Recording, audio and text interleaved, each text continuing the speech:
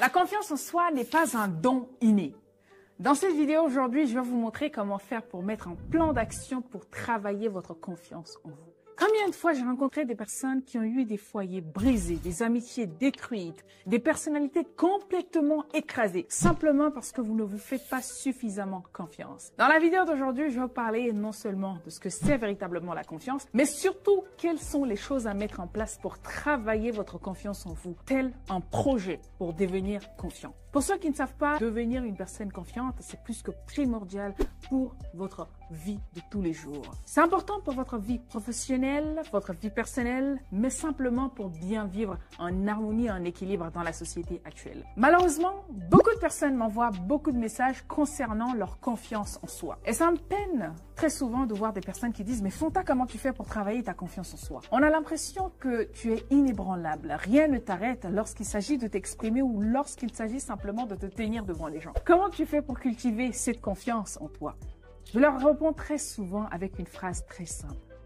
La confiance en soi s'obtient simplement dans la pratique. Telle une compétence que vous cultivez, telle simplement une mise en pratique que vous mettez en place pour vous développer. Avant de te parler déjà de comment faire pour établir ce plan pour travailler efficacement sur ta confiance en toi, laisse-moi d'abord te dire ce que c'est véritablement la confiance en soi. Contrairement à la pensée collective, la confiance en soi, ce n'est pas simplement savoir s'aimer ou savoir se chérir ou savoir bien s'habiller ou se maquiller pour nous les femmes. Non, loin de là. La confiance en soi, c'est simplement la capacité de se dire « je suis capable d'accomplir cela ». Et ça, à une tâche que vous aviez, à un objectif que vous aviez, à un défi que vous êtes lancé. Peu importe le dilemme dans lequel vous vous retrouvez, c'est votre faculté à croire en vos capacités de surmonter une épreuve, pouvoir accomplir quelque chose. Et ça, peu importe le type de tâche. La confiance en soi, ce n'est pas vous mentir. Ce n'est pas vous dire « non, je ne suis pas capable, non, ça va être… » Non.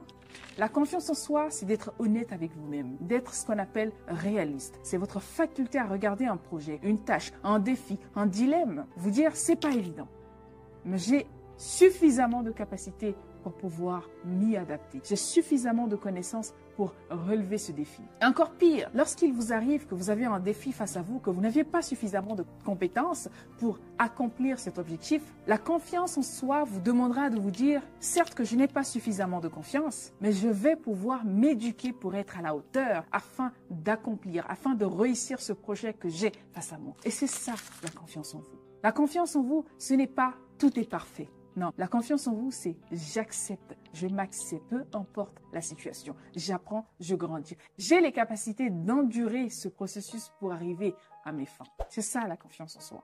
Dans cette deuxième partie, je vais vous parler des clés indispensables à avoir pour développer efficacement votre confiance en vous. La première clé qui est plus que primordiale et indispensable, c'est de comprendre que la confiance en soi, c'est la répétition plus la persistance qui fera ce qu'on appelle une maîtrise. Et c'est cette maîtrise qui va vous donner ce qu'on appelle une confiance en vous. C'est cette maîtrise qui va vous donner la légitimité d'asseoir cette autorité, cette confiance que vous aviez en vous. Et cette maîtrise, elle s'acquiert de par la pratique constante. Malheureusement, beaucoup de personnes ont du mal avec la confiance en soi parce qu'ils ne visualisent tout simplement pas la confiance en soi comme une action. La confiance en soi, ce n'est pas de belles phrases qu'on se dit devant un miroir à longueur de journée. Je dis très souvent à mes étudiants que tu peux commencer à partir du matin jusqu'au soir en te disant combien de fois tu es belle, combien de fois tu es excellente. Si tu ne prends pas d'action derrière, rien n'y sortira. Simplement, il faut toujours comprendre et visualiser que la confiance en soi égale simplement à la maîtrise. Et la maîtrise, on l'acquiert de par la force de l'action. On se fait confiance simplement parce que nous avons vécu des choses. On a confiance en nous parce que nous avons expérimenté. On se fait confiance parce que nous avons déjà ce qu'on appelle testé notre capacité. Donc, on peut vous donner les plus belles phrases du monde. Vous pouvez lire les plus belles introductions sur la confiance en soi. Vous pouvez lire les plus beaux articles, tout ce qui existe sur la confiance en soi. À partir d'aujourd'hui, je vous le dis très clairement, si vous ne prenez pas l'action de vous lancer un défi, de vous challenger, de vous mettre à l'épreuve, vous ne saurez jamais reconnaître vos capacités. Et pour reconnaître vos capacités, il faudrait que vous encaissiez. Il faudrait que vous appreniez à endurer ce qu'on appelle de l'action. Et comprenez toujours que c'est l'expérience qui fera votre degré de confiance en vous. Donc c'est très important de comprendre ce principe. C'est-à-dire que ma confiance en moi égale à mon degré de persistance et aussi mon degré de répétition, ma capacité, mon endurance vis-à-vis d'un projet, vis-à-vis d'une tâche, vis-à-vis d'un défi qui fera mon degré de confiance en moi. Donc, c'est très important de comprendre ce principe.